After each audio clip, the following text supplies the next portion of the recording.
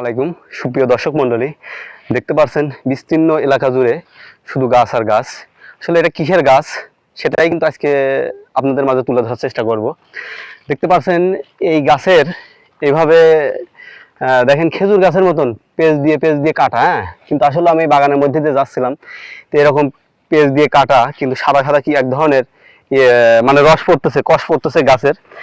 দেখেন এই কষগুলা রাবারের মতন, এটাই সেই রাবার গাছ যে যার কষ দিয়ে রাবার তৈরি হয়। দেখতে পাচ্ছেন দর্শক, এইভাবে গাছের ভিতর দিয়ে এরকম বয়ে চলে আসে এরকম নালি দিয়ে এখানে পড়ছে। এখানে পড়ছে দেখেন, একদম দেখেন কি রাবার, একটা ঘাসের সঙ্গে আমার হাতের সাথে দেখেন। আসলে তো রাবারই। দেখতে পাচ্ছেন দর্শক, আসলে বিভিন্ন এলাকায় না ঘুরলে কিন্তু আসলে দেখা যায় না, কিছু বোঝা যায় না। তো অনেক কষ্টের মধ্য দিয়ে আমরা কিন্তু এই পর্যন্ত এসে পৌঁছাইছি। গত 3 দিন ধরে আমরা বাইরে আছি। আমরা যেহেতু ছিলাম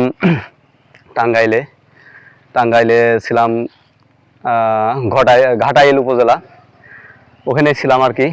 তারপরে আমরা বিকালবেলা ঘুরতে বেরিয়েছি।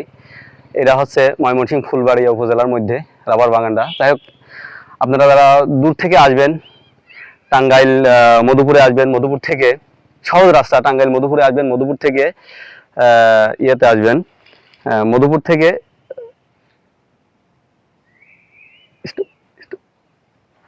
আমরা কোন জায়গায় আসলাম, স্টপ করেন।